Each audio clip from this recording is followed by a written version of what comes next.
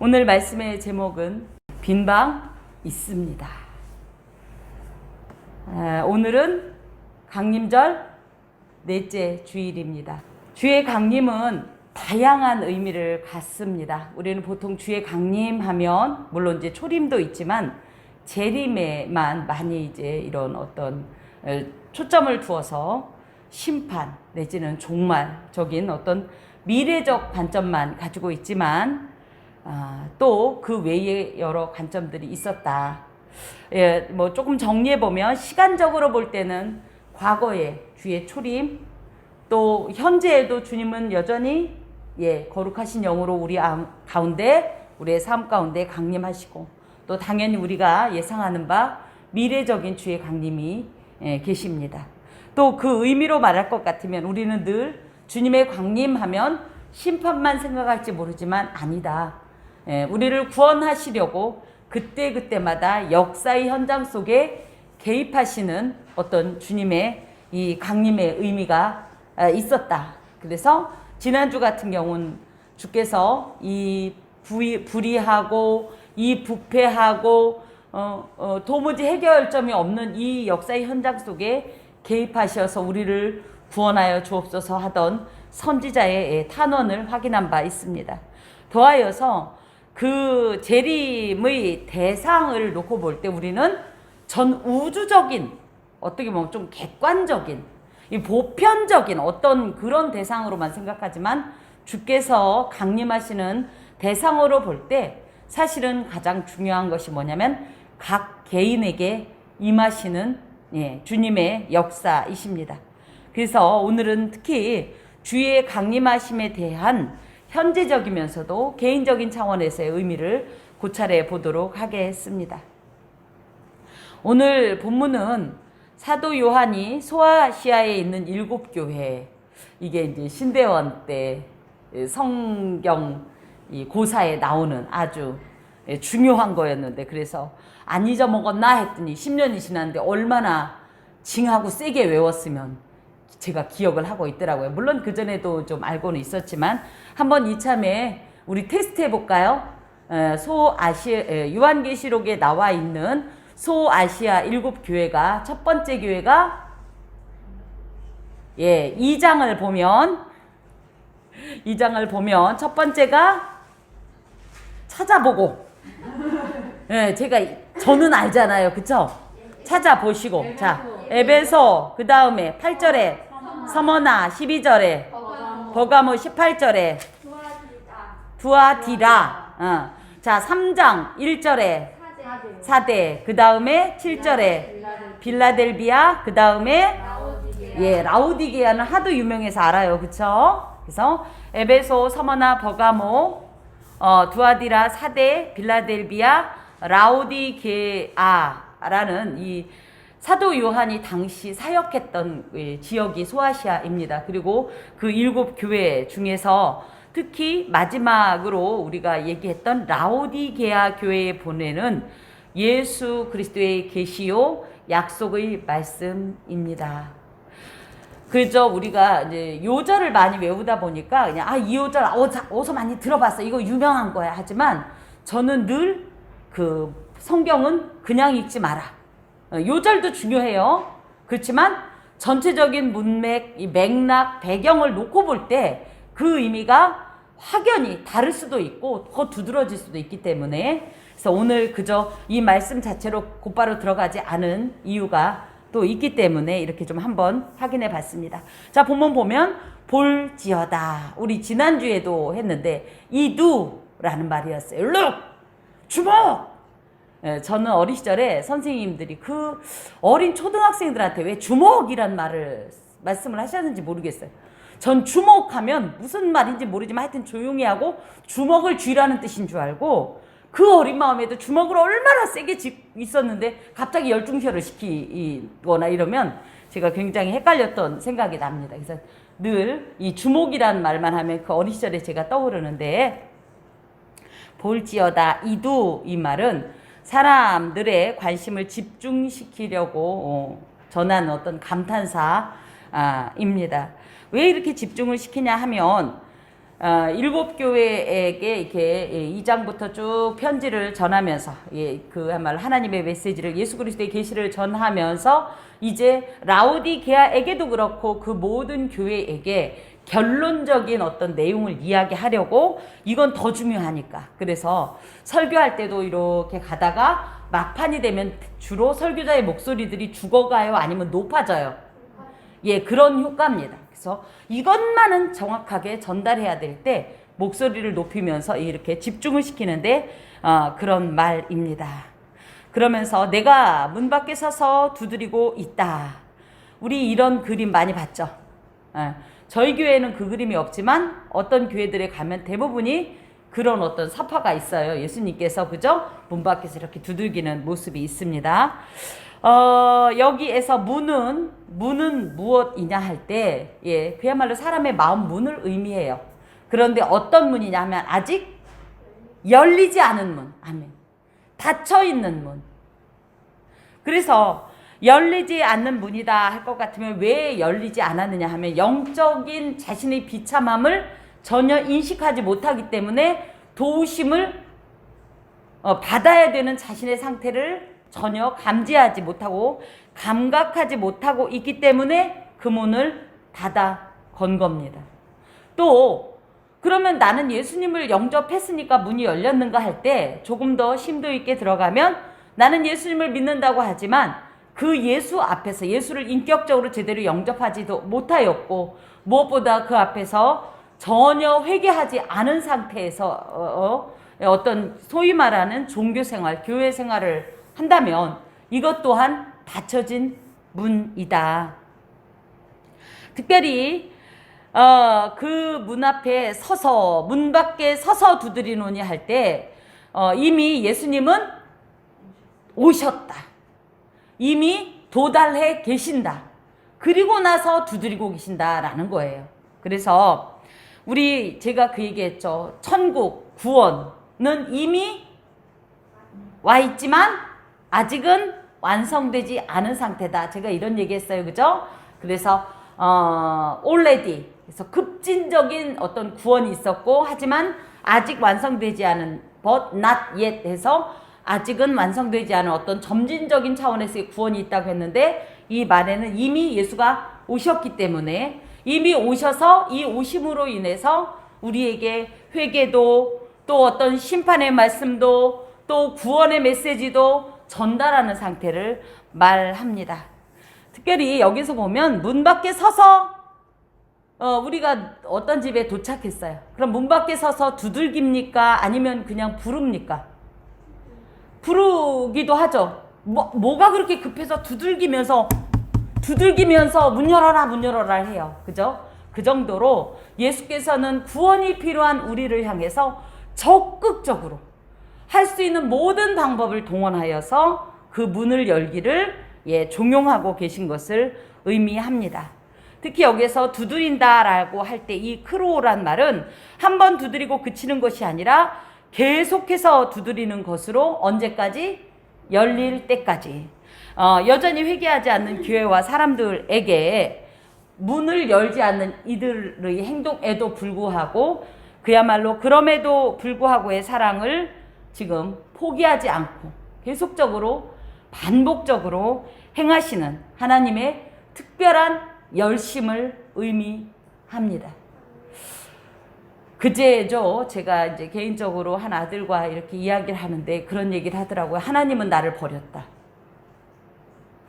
하나님이 나를 왜 만들어 놓고서 관심도 안 갖고 내가 이렇게 사는지 저렇게 사는지 아무 상관도 없는 것처럼 그러시냐. 나는 버림받았다고 생각한다. 그 말을 했을 때 너무 마음이 아팠습니다. 하지만 그건 우리 입장에서 내 눈으로 볼 때 하나님의 행동이고 하나님은 어떻다? 지금도 계속적으로 반복적으로 포기하지 않고 언제까지? 열릴 때까지 특별한 열심을 가지고 계속적으로 우리의 삶의 문을 두들긴다는 사실을 기억하셔야 합니다. 그러므로 내 스스로 마음을 닫아 걸고 내지는 내 눈의 어떤 한계 안에서 내가 스스로 갇혀서 하나님은 이런 분이시다라고 함부로 단언하지 마시고 성경이 말씀하시는 하나님의 어떤 이 관점으로 우리를 바라보면서 하나님에 대한 지식, 이해들이 풍요해지길 간절히 축원합니다. 좋아여서 하나님은 내가 너를 사랑한다 하고 가만히 계신 분이 아니라 그 사랑을 몸소 직접 행하시는 분이다. 그래서 제가 여러 번 말씀드린 것 같지만 하나님의 사랑은 언제나 명사형에 머물러 있지 않고 풍성한 형용사와 함께 동사로서 보여주시는 분이시다. 그 중에 가장 대표적인 하나님의 이 동사형 사랑은 예수 그리스도의 성육신이다. 이렇게 얘기할 수 있겠습니다. 자, 그 다음에 누구든지 내 음성을 듣고 문을 열면, 그래서 여기서 누구든지라는 표현이 참 중요해요. 누구든지라는 말은 늘 강조하는 말이지만 예수를 믿는 어떤 특별한 대상이 정해진 게 아니라 누구에게라도 예수님은 계속적으로 이런 구원의 기회를, 메시지를, 어떤 액션을 보여주신다는 거예요. 그런데 그 중에서도 누군가는 내 음성을 듣고 문을 연다라는 거죠. 그 문을 여는 자가 하나님 앞에서 하나님의 특별한 선물을 받아 누릴 수 있다라는 거예요. 여기서 또 더 중요한 것은 범죄하여 죽을 수밖에 없는 인간에게 뭐 존중받을 가치가 있습니까, 우리가? 특별히 하나님 앞에서? 그런데도 불구하고 하나님이신 예수께서는 그저 강압적으로, 강제적으로 너 예수 안 믿어? 내 눈을 봐. 믿게 생겼어? 안 믿게 생겼어? 너 혼날래? 너 이러면 죽는다? 이래가면서 협박하지도 않고 끊임없이 기다리면서 계속적으로 때로는 조금 답답할 정도로, 우리 한 집사님께서 그런 기도를 했고 저도 그런 기도를 한 적이 있는데, 하나님 강제적으로 좀 어떻게 좀 해줘 보세요. 하지만 이것은 우리 생각일 뿐 하나님은 늘 인격적으로 모든 영혼에게 접근하신다라는 거예요. 그 영혼이 아주 패역하고 아주 하나님 앞에 완악해도 강제로 진압하고 강제로 제압하기보다는 끊임없이 부드러운 음성으로 그에게 그의 마음을 두드리면서 그가 자발적으로 결정하고 문을 열 때까지 기다려주시는 이런 하나님의 인격적인 사랑을 우리가 알 수 있습니다. 특별히 복음, 예수의 두드리심, 복음은 예수의 두드리심과 음성이라고 할 수 있는데, 늘 예수님께서는 이런 당신과의 교제를 인격적이면서 자발적인 영접을 전제로 하여 이렇게 시작하는 걸 원하십니다. 그러면 어떤 분은, 성경을 많이 읽으신 분은 이렇게 말씀하세요. 그러면 사도행전 9장에 있는 사건은 어떻게 된 겁니까? 사도 바울에게 예수께서 그렇게 나타나셨던 이야기 말이에요. 근데 그것도 이렇게 보면, 그래서 어떻게 했어요, 예수님이? 너 이러면 죽는다? 너 죽을래? 이런 말씀 하셨어요, 안 하셨어요? 너 이제부터 이렇게 안 하면 넌 당장 벼락을, 이런 말씀 하셨어요, 안 하셨어요? 질문만 하십니다. 너 왜 그렇게 나를 핍박하니? 그쵸? 그럴수록 네가 얼마나 힘든 거 너 스스로 알 텐데. 그랬을 때에 그 말을 듣고 사도 바울이 고꾸라진 거지, 정말 뭐 하늘에서 불이 번쩍 내려가지고 사도 바울에게 어떤 위협을 가하거나 한 행동은 아니었다라고 말씀드리겠습니다. 사람의 마음과 생각을 지으셨다고 시편 33편엔 기록되어 있는데, 이런 하나님께서는 얼마든지 우리의 마음속에 강제적 진압이 가능함에도 언제나 인격적인 영접의 순간까지 참고 기다리심을 생각하면서, 우리도 어떤 일을 만났을 때 우리가 생각할 땐 당장 이렇게 했으면 좋겠고 당장 저렇게 했으면 좋겠고 그것을 하나님 앞에 많이 간언하지만, 사실은 하나님만의 방식이 있고 그 방식은 생각보다 인격적이고 매우 부드러우며 아주 자연스럽게 진행되어가는 어떤 일들을 많이 추구하신다는 것을 확인할 수 있습니다. 그러면 그러니까 누구든지 내 음성을 듣고 문을 열면 어떤 일이 벌어지냐면, 내가 그에게로 들어가 그와 더불어 먹고 그는 나와 더불어 먹으리라. 그야말로 함께 식사를 하겠다, 이런 뜻이에요. 뭐 밥 먹으려고 이렇게 뭐 밖에서 문을 세게 두들기고 그러셨을까요? 이 식탁 교제는 고대로부터 계속 이어져 온 어떤 하나의 이 문화적인 풍습인데요. 뭐냐면 언약식의 일종입니다. 그래서 창세기 21장, 26장 등에 보면 계속 이방인들과 아브라함, 이삭이 같이 식사를 하는 내용이 나오는데, 이것은 그야말로 앞으로 당신과 나는 원수된 관계가 아니라 화해의 관계고, 서로가 서로를 신뢰하는 관계고, 매우 친밀한 관계라는 표시로서 식탁 교제를 하는 겁니다. 저희도 사실은 그렇지 않나요? 친하지 않은 사람과 밥을 먹을 수 있어요? 어떤 식당에 갔더니 요즘은 이제 그죠, 나 홀로 이 식사하시는 분들이 많잖아요. 그게 무슨 전문 용어가 있던데, 하여튼 그러면 아유 우리 서로 외로운데 같이 그냥 밥 먹을까요가 돼요, 안 돼요? 참, 그래서 이 식탁 교제로 하나님과 우리 사이의 화해와 친밀감, 교제를 표현한 것은 굉장히 지금으로 봐도 이해가 되는 부분입니다. 특히 이것은 예수를 구주로 영접한 이에게 주어지시는 어떤 하나님의 특별한 약속을 의미하는데요. 첫 번째는 방금 말씀드린 대로 그간 원수되었던 하나님과의 관계가 이제 다 화해가 되고, 또 용서의 은총을 입어서 이제부터는 친밀하고 신뢰가 가득한 그런 영적 교제가 가능한 사이로 변화된다는 뜻을 가지고 있어요. 또 이런 모습은 그 어떤 차등을 두지 않고 차별을 두지 않은 예수께서 세리와 죄인들, 창녀들과의 어떤 식사했던 이런 모습과도 유사한데, 당신이 어떠하든지, 당신이 어떤 조건이든지 상관하지 않고 나는 심지어 죄인들과도 친구가 되어서 이런 교제를 나누겠다 하는 하나님의 차별 없는 사랑을 의미합니다. 구원이 어떤 조건으로 따져서 어떻게 보면 우리에게 이루어진다고 할 것 같으면, 여기서 나는 그 조건을 맞춰서 구원 얻을 수 있겠다 하는 분 계세요? 일단 키로 따진다면 몇은 떨어질 거고, 그죠?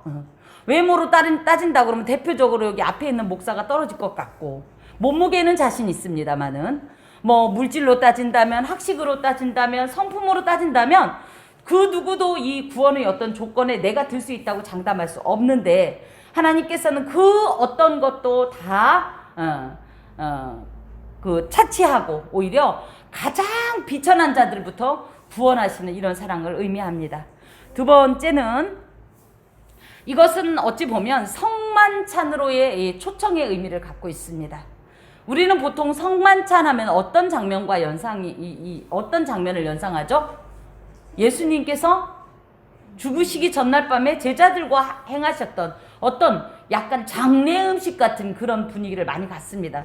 그러다 보니까 성만찬을 저희가 이렇게 성만찬 예식을 할 때 보면 많이 울고, 물론 회개하는 것 맞지만 그 장면만을 떠올리면서 우는데, 사실은 칼 바르트 같은 경우 이런 말을 합니다. 성만찬은 예수의 죽음을 기념하는 장례 음식이 아니라 장차 하늘에서 어린 양의 혼인잔치에 참여할 수 있는 하나의 예표가 된다. 그래서 출애굽기에 보면 장로들과 하나님이 식탁 교제를 했던 생각하시죠?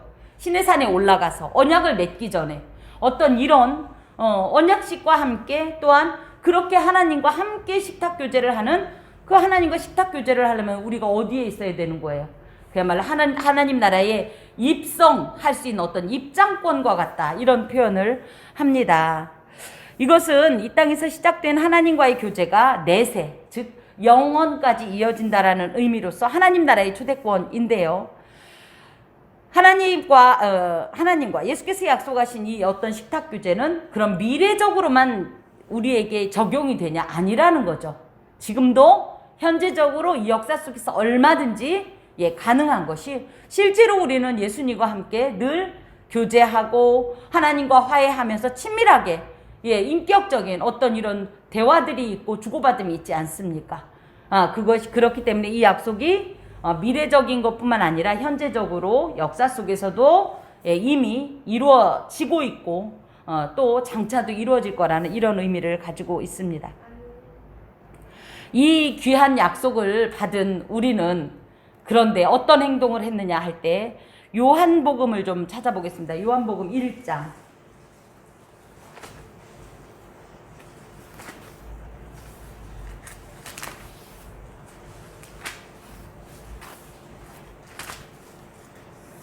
자, 요한복음 1장 1절에서 4절을 좀 봅시다. 요한복음 1장 1절에서 4절을 보면 태초에 말씀이 계시니라.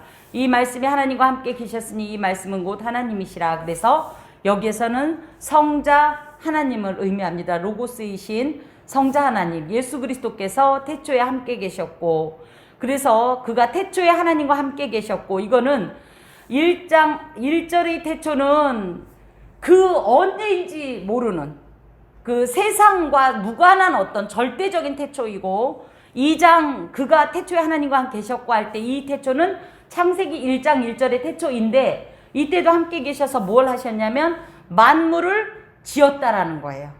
그래서 그 생명을 주셨다라는 거예요.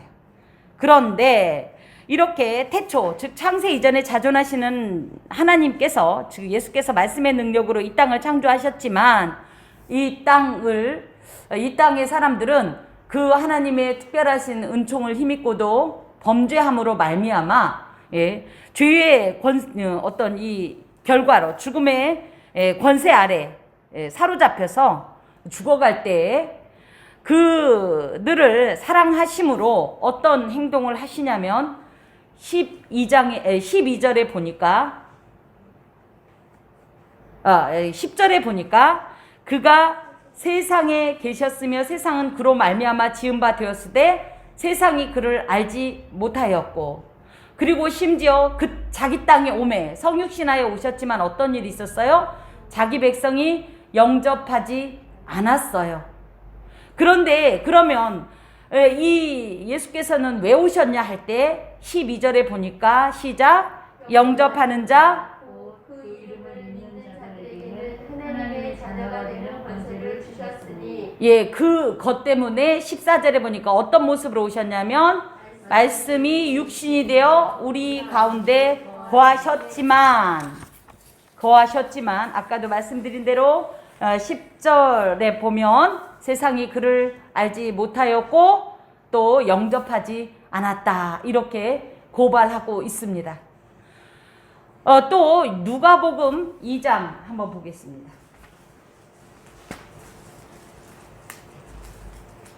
누가복음 2장 1절에서 7절에는 아주 구체적으로 그 영접하지 않은 내용의 이 시발점이 되는 내용을 기록하고 있는데, 보니까 그때의 가이사 아구스도가 영을 내려 천하로 다 호적하라 하였으니, 그래서 옥타비아누스, 로마의 최초 황제, 초대 황제인 옥타비아누스 황제의 인구 조사 명령으로, 그래서 뭐해요? 3절에 보니까 모든 사람이 호적하라 각각 고향으로 돌아가매, 요셉도 고향인 베들레헴을 향하여서. 그런데 여기서 중요한 게 뭐였어요? 요셉은 다윗의 집 족속이었죠. 이건 뭐예요? 왕족으로서 왕으로 오신 예수님의 육체적 혈통을 의미합니다. 갔는데 그때 갈 때 어떻게 했냐면 이미 잉태한 약혼녀 마리아를 데리고 갔어요. 그런데 그곳에 있을 때 6절에 보니까 만삭이 된 마리아가 해산할 날이 차서, 그래서 무엇을 했냐면 첫 아들을 낳았는데 강보로 싸서 구유에 뉘었으니 이는 여관에 있을 곳이 없음이더라. 그래서 동물의 축사에서 출산을 했고, 또 이 아이를, 이 신생아를 눕힐 마땅한 어떤 자리가 없었기 때문에 구유에 눕혔는데, 이 강보라고 하는 것은 일단 아기 요 이런 차원이 아니라 그냥 내가 가지고 있는 어떤 천을 쭉 찢어서 그 신생아를 감쌌다라는 것을 의미해요. 왜 그랬냐 할 때 여기에 7절에 보니까 이는 여관에 있을 곳이 없음이러라. 왜 방이 없었어요? 맞아요. 첫 번째 표면적인 이유는 인구 조사를 위해서 많은 사람들이 모여 있었기 때문에 요셉의 고향인 이 베들레헴, 유다 같은 경우는, 그러니까 베들레헴 같은 경우는 사실 우리가 이제 열왕기 상하, 역대기 상하를 보면서 확인하겠지만 어떤 일이 있냐면 이 아수르에 의해서 북이스라엘이 패망하면서 10지파가 없어집니다. 그리고 나서 이 남유다라고 하는 유다 지파와 그 아래에 있었던 베들레헴 지파만 남아 있어요. 이 예수님 당시에는 대부분의 사람들이, 그러니까 자기 고향이 어디예요?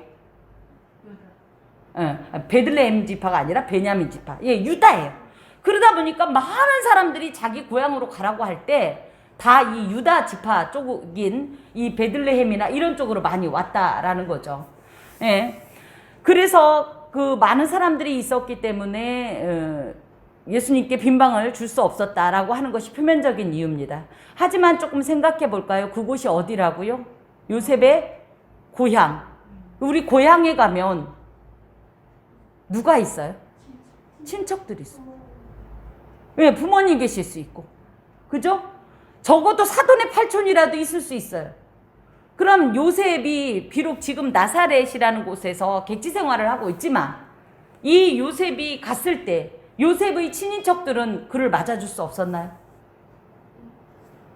혼인 전에 임신해서 갈 수. 예?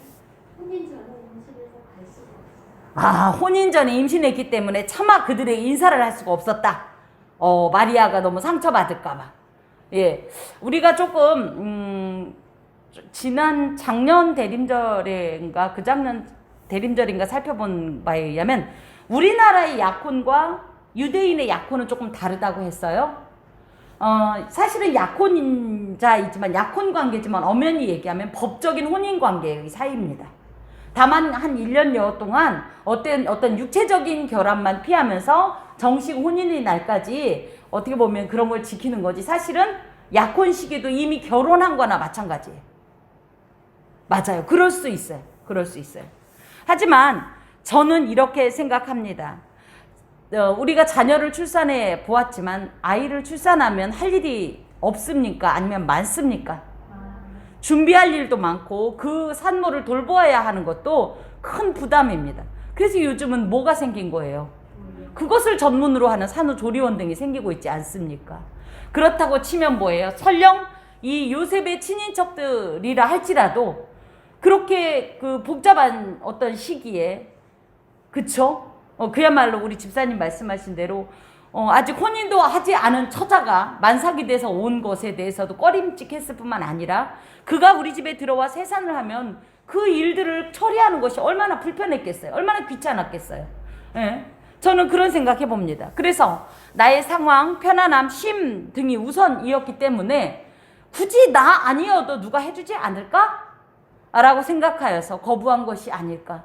이곳이 요셉의 고향이 아니었다면 단순히 여관에 방이 없었다라고만 얘기할 수 있지만 사실은 이곳이 요셉의 고향이었다라는 측면에서 볼 땐 또 다른 어떤 해석이 가능하다고 생각합니다. 이것은 허울만 남은 위선적 선민의식의 한 이 표현이다 하겠습니다. 레위기 25장 35절에 보면 내 동족이 가난하게 되어 빈손으로 내 곁에 오거든 너는 그를 도와 거류민이나 동거인처럼 함께 생활하라고 말씀을 하셨는데 심지어 이 사람은 그냥 동족, 그냥 객이 아니라 자신의 친척이었음에도 불구하고 받아들이지 않았다라는 것은 참 말은 그야말로 유대인이요 말은 하나님의 선민일지 모르지만 이들은 전혀 선민으로서의 정체성을 갖지 못한 상태였다.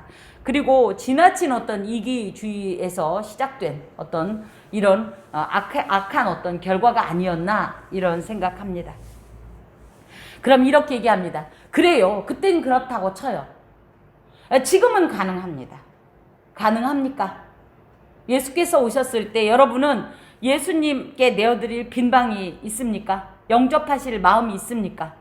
나의 모든 것을 포기하고라도 나의 결정적인 것을 포기하고라도 예수님을 영접하여서 빈방을 마련해 드릴 수 있겠습니까? 예.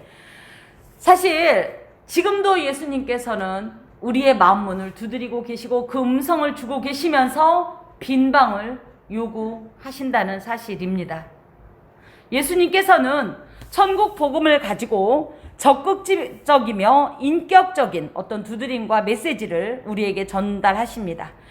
왜냐? 하나님과의 어떤 현재적 선물, 성령 안에서 우리는 특별한 복을 받고 평안과 위로, 보호와 구원의 보전 등의 영적 교제를 누릴 수 있는 어떤 이런 현재적인 선물이 있고 또 내세적 약속, 계시록 19장의 어린 양의 혼인잔치에 참여하는 이런 약속이 있음에도 불구하고 여전히 생각보다 많은 사람들, 사회 속에서, 문화 속에서는 예수님께 내어드릴 빈방이 없다라는 사실입니다. 아니, 그냥 거부 정도가 아니라 사실은 요즘은 어때요? 복음이 세상에 미운 것이 되고 조롱거리가 되고, 우리 예배 드리는 것을 저희는 정말 이 감격에 겨워서 드릴지 모르지만 세상 사람들은 지금 우리가 드리는 이 예배에 대해서 굉장히 불편한 눈길로 바라보고 있다라는 거예요. 내 속엔 내가 너무도 많아 당신의 쉴 곳 없네. 내 속엔 헛된 바람들로 당신의 편할 곳 없네. 어떤 가수의 노래 말 가사입니다. 이것이 그런데 어떤 그 대중 가요를 부르는 가수의 절규만일까요? 우리 안에는 주님의 쉴 곳, 주님이 머물 곳이 있습니까? 특별히 라우디 이 오늘 본문이 어떤 그 교회를 배경으로 한다고요? 교회에 대한 어떤 음성을 교회의 어떤 상황에 대한 이야기이기도 하다고 볼 때 다시 요한계시록으로 다시 갑니다. 가면 마치 이 라우디게의 신앙생활 상태가 현재 우리와 같지 않나 싶은데요. 15절을 봅시다. 어떤 일이 있어요? 라우디게아에 내가 차지도 아니하고 뜨겁지도 아니하도다. 그래서 미지근한 신앙 상태. 물론 나중에 이제 계시록을 강해하면 말씀을 드리겠지만 이것이 그 동네가 온천하고 가깝대요. 그러다 보니까 물이 섞여서 미지근하기도 하고, 또 한 가지는 물 맛 자체가 짜지도 않고 뭐하지도 않은 애매한 약간 우리나라 말은 MSG 탄 맛 같은 비슷한 맛이 난대요. 그래서도 이제 이런 표현을 쓰기도 하는데, 현재 우리나라만 봐도 신앙의 상태가 어떻습니까? 뜨겁습니까? 어떻습니까? 열정적입니까? 목숨을 다 겁니까? 하나님께 전심전력을 합니까? 복음을 최우선 가치로 둡니까? 사실은 저희는 그렇다라고 얘기할지 모르지만 그 어떤 시대보다도 예수님을 가장 애매하게 신앙하고 있는 시대가 아닌가 생각이 듭니다. 그것은 비단 여러분뿐만 아니라 목회자인 저 자신조차도 그런 모습에선 그런 어떤 비난을 피해갈 수 없을 정도로 온전하지 못한 모습을 고백합니다. 또 17절을 보면 어떤 내용이 나와 있냐면, 내가 말하기를 나는 부자라 부요하여 부족한 것이 없다. 여러분, 물론 지금 살기 어렵다 하지만 우리나라가 역사 이래로 지금같이 잘 사던 때가 없었다고 말하잖아요. 그러다 보니까 어때요? 그야말로 없던 시대는 하나님 앞에 그 없는 것, 배고픈 것을, 병든 것을, 그쵸? 무언가를 해결하기 위해서라도 하나님을 찾고 부르짖었다면, 지금은 우리가 배고파서 하나님 앞에 밥 달라고 부르짖는 시대입니까? 병에 걸려서 도무지 누가 나를 고쳐줄 수 없기에 오직 주님만 나를 고치실 수 있기에 그러면서 주님을 구하는 시기입니까? 주님이 없으면 우리는 죽을 것 같아요. 난 죽어요 하면서 그렇게 하나님 앞에 그 영적 갈망을 가진 시대냐 말입니다. 더 이상 이 시대는 하나님을 필요로 하지 않는 시대예요. 하나님의 통치가 오히려 불편한 시대입니다. 자꾸 참견하시는 것 같고, 적절히 세상과 어울렁 살면 딱 좋은데, 적당히 예수 믿었으면 딱 좋은데 왜 자꾸 더 열심히 하라고 하나? 왜 자꾸 불편하게 이건 죄라고 얘기하고, 내가 봐도 그 별로 불편하지 않을 것 같은데 괜찮은데도 왜 자꾸 하나님은 불편감을 주면서 자꾸 그걸 콕콕 집어서 아니라고 하나, 떠나라고 하나? 그렇기 때문에 인간들은 하나님 대신 나를 선택한 시대라는 거예요. 이 시대에 그야말로 시대가 아무리 변하고 세월이 아무리 변했어도 예수님은 그랬어요. 여전히 마음문을 두드리면서 음성을 내시고 계시고, 무엇보다도 이 예수를 영접할 빈방이 많지 않다라는 사실입니다. 그렇다 보니 예수님은 오늘도 여전히 우리에게 외면당하고 거부당하고 계시다고 생각합니다. 특히 우리는 우리 방에, 저도 이제 주부라서 냉장고에 물건이 꽉 차면 더 이상 넣을 수가 있어요, 없어요? 그래서 어떻게 해요? 싹 한번 정리하죠. 그러고 나면 어느새 또 어떤 일이 있어요? 금방 또 꽉 차버리는 것처럼 그렇습니다. 이런 말씀을 드리면 우리는 어떻게 해요? 그래 빈 방을 준비하자. 그래서 내 마음속에 있는 수많은 욕심들, 나의 어떤 육체적인 어떤 그런 욕망들, 또 내가 그동안 추구했던 거짓 영광들, 무의미한 행동들, 무익한 가치들을 막 내어버리지만 우리도 인식하지 못하는 사이에 또 어느새 스물스물 냉장고를 가득 채우는 것처럼 우리의 심령을 가득 채우기 때문에 또 어떻게 보면 여전히 우리에겐 빈 방이 없다는 것을 발견하게 됩니다. 그런 우리에게 또다시 주님이 찾아오신 이 사건을, 이 이벤트를 기억하는 성탄절이 다가왔습니다. 이번에도 어김없이 문을 열고 예수를 영접하면 이루어질 세상 그 어떤 것과 비교할 수 없는 고귀하고 유일한 평안과 기쁨, 만족, 영생과 혼인잔치의 초대권이라는 선물을 가지고 말입니다.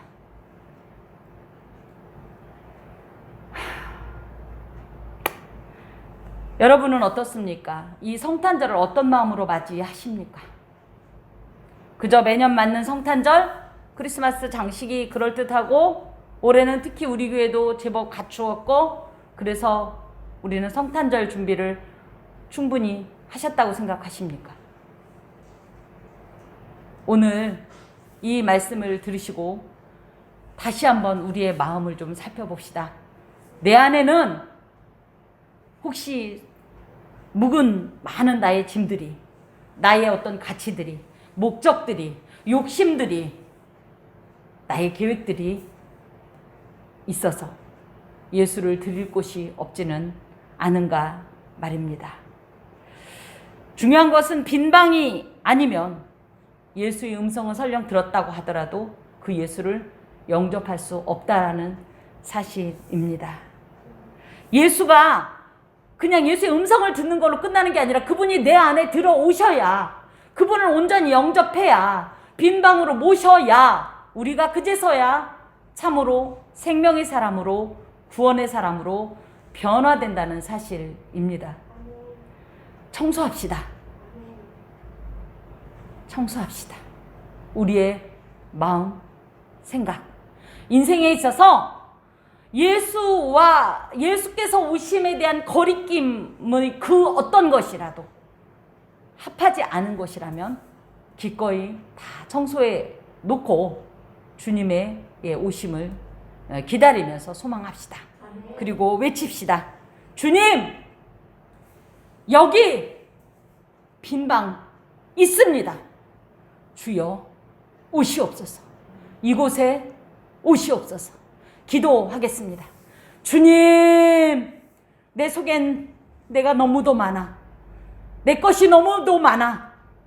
주님을 모실 그 어떤 자리도 없음을 고백합니다. 주여, 이 귀한 성탄절을 맞아 다시 한번 내 마음자락을 살펴보게 하시고 주 앞에 합하지 않은 것들, 하나님이 기뻐하시지 않는 것들, 나의 영혼을 유익하게 하지 못할 것들, 나를 구원에 이르지 못하게 오히려 회방하는 모든 함정들과 미혹들과 장애들을 다 내어버리고 음성과 함께 문을 두드리시는 그 하나님의 특별한 열심, 그 사랑을 받아들일 빈방을 마련하게 하여 주옵소서. 그리고 주를 영접하여 새 생명 얻게 하여 주옵소서. 예수 그리스도의 이름으로 기도합니다. 아멘.